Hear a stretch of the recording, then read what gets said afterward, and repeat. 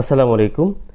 এই মুহূর্তে যে ফোনটি দেখতে পাচ্ছেন এটি হচ্ছে ঢাকা মোহাম্মদপুর থেকে কুরিয়ার করে পাঠিয়েছেন। আর উনি জীবনেও কোনোদিন কুরিয়ারে কোনো কিছু পাঠাননি। এটি একটি অভিজ্ঞতা। আসলে কেউ কিন্তু অনেকে আছেন যারা এই কুরিয়ার সার্ভিসে কেউ কিন্তু কোনো কিছু পাঠান না। তো অনেকে ভয়ে থাকেন যে ফোনটি ঠিকঠাক মতো যাবে কিনা, ফোনটি ঠিকঠাক মতো পৌঁছাবে কিনা, আবার রিটার্ন আসবে কিনা, এই বিষয়গুলো নিয়ে কিন্তু অনেকে টেনশন থাকেন। আর ঢাকায় কাজ না করিয়ে ঢাকা থেকে টাঙ্গাইলে পাঠানো, এটি তো আরও বেশি বড় একটি ব্যাপার। মানে ওনার কাছে এটি মনে হয়েছে যে অনেক বিশ্বাস করে কিন্তু আপনার কাছে দিচ্ছি, আপনি কিন্তু ফোনটা ঠিকঠাক মতো ঠিক করে পাঠিয়ে দিবেন। তো এই জায়গা থেকে দেখুন আমি সর্বোচ্চ চেষ্টা করি। এটি আমার কাছে অনেক বড় একটি পাওয়া যে আপনারা বাংলাদেশের বিভিন্ন জায়গা থেকে আমার কাছে ফোন কুরিয়ারের মাধ্যমে পাঠান শুধুমাত্র বিশ্বাস নিয়ে। আর আপনাদের একটি কথা বলি যে আপনারা ফ্রেশ কন্ডিশনে প্রথম অবস্থায় যখন ফোনটি প্রবলেম হবে তখন আমার কাছে পাঠাবেন। আপনার ফোন ইনশাল্লাহ 100% ঠিক হয়ে যাবে। এই যে একটি নিশ্চয়তা দেই, এই নিশ্চয়তার কারণেই কিন্তু উনি আমার কাছে ফোনটি পাঠিয়েছেন। কারণ ফ্রেশ কন্ডিশনে ফোনটি পাঠালে অন্তত ঠিক হওয়ার চান্স আছে, এই জিনিসটি কিন্তু উনি বুঝতে পেরেছেন। অনেকগুলো ভিডিও স্টাডি করেছেন, অনেকগুলো সাইট দেখেছেন, অনেক শপের অ্যাড দেখেছেন, সেগুলোর কমেন্ট পড়েছেন, যাচাই বাছাই করে। যেহেতু এখন কিন্তু মানুষ আর বোকা নেই, এই একটি বিষয় মনে রাখবেন। আর অনেক আপুই কিন্তু আমার কাছে ফোন পাঠিয়েছেন।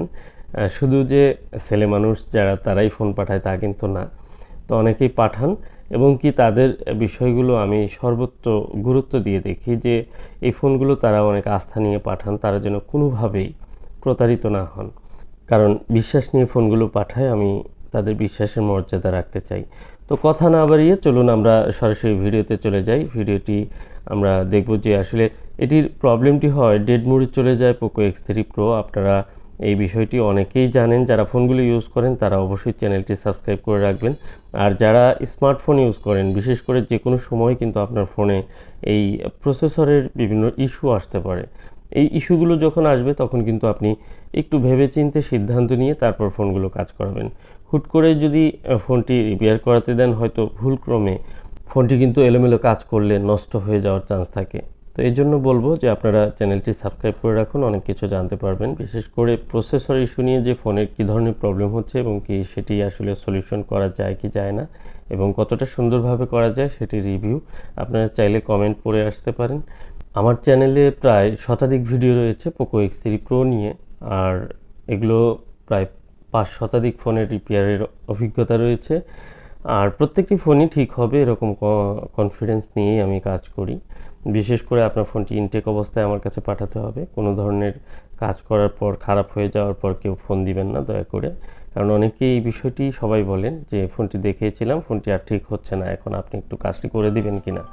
তো এই যে বিষয়গুলো, এই বিষয়গুলো আমি আগে থেকে আপনাদের জানিয়ে রাখি। এইসব বিষয় নিয়ে আসলে এখন কাজ করার সুযোগ পাচ্ছি না। সবচেয়ে বড় কথা হলো যে আমি ব্যক্তিগতভাবে কিছু বিষয় নিয়ে ব্যস্ত আছি। যারা আমার পুরানো ভিউয়ার্স রয়েছেন তারা বিষয়টি জানেন।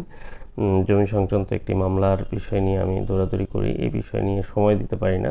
তারপরেও আপনাদের যে সেটগুলো যেগুলোতে আপনারা অনেক দূর থেকে আশা নিয়ে বিশ্বাস নিয়ে পাঠান, তাদের জন্য তো আমি আমার সব ধরনের স্যাক্রিফাইস আমি করতে রাজি আছি। কারণ দেখুন, আপনারা বিশ্বাস করে আমার কাছে পাঠিয়েছেন ফোনটি, আর এই ফোনটি ইনটেক অবস্থায় পাঠানো মানে আমাকে আপনারা মূল্যায়ন করেছেন। আমাকে যারা মূল্যায়ন করবেন আমি তাদেরকে তো অবশ্যই মূল্যায়ন করব বা করার চেষ্টা করব। আর অনেকে আছেন যারা ভিডিও দেখার পরেও গুরুত্ব দেননি এক সময়, তারা কিন্তু এক পর্যায়ে গিয়ে তাদের ফোনগুলো যদি প্রবলেম হয়ে যায় সেই বিষয়টি যখন বলেন তখন খুব কষ্ট লাগে যে আপনারা অবশ্যই গুরুত্ব দিবেন। মোবাইলের কাজ আমি একা করি বিষয়টি এমন না, তবে আপনারা যারা মনে করেন যে হয়তো এটা এখান থেকে করিয়ে নেওয়া সম্ভব, সেই কাজটি কিন্তু সহজ মনে করে আপনারা করতে দিয়ে পরে যখন না হয় তখন আপনি বুঝতে পারেন যে বিষয়টি আসলে অনেক ক্রিটিক্যাল ছিল, কিন্তু পরে বুঝেও কোনো লাভ হয় না। তো যা হোক, আমি অলরেডি সিপিইউ র্যাম রিবোলিং করে ইনস্টল করে দিয়েছি। আর খুব গুরুত্বপূর্ণ একটি ভিডিও আসতে চলেছে খুব শীঘ্রই, হয়তোবা পরবর্তী ভিডিও হতে পারে, যে এই বিশেষ করে প্রসেসর রিবোলিং করতে গিয়ে অনেক ধরনের সমস্যা নতুন করে তৈরি হচ্ছে এবং কি প্রসেসর রিবোলিংয়ের ক্ষেত্রে সামান্য এদিক সেদিকের কারণে অনেক সেট ডেড হচ্ছে, যেটি আপনার ধারণার বাইরে, হয়তো আপনি সেটি ভাবতেই পারেননি যে এরকম হতে পারে। সেই বিষয়গুলো পরবর্তী ভিডিওতে তুলে ধরবো, আপনারা অবশ্যই চোখ রাখবেন রানা টেলিকম ইউটিউব চ্যানেলে, আর সেই সাথে চ্যানেলটি সাবস্ক্রাইব করে রাখবেন। আলহামদুলিল্লাহ দেখুন ফোনে লোগো চলে আসছে, মানে ফোনটি অন হয়ে গেছে। প্রত্যেকটি ফোন এক চান্সে অন হয়ে যায়, ম্যাক্সিমাম 99% বলা যায় যে এক চান্সে রিভল করে ফোনগুলো অন হয়ে যায় আমার হাতে ইনশাল্লাহ। তো এটি আল্লাহ পাকের অনেক মেহেরবানি বা তার যে দয়া, সেটির কারণেই হয়তো আমার কাছে এরকম হয়। কারণ আজ থেকে প্রায় 18-19 বছর হয়ে গেল যে শুধু আইসির কাজ করছি।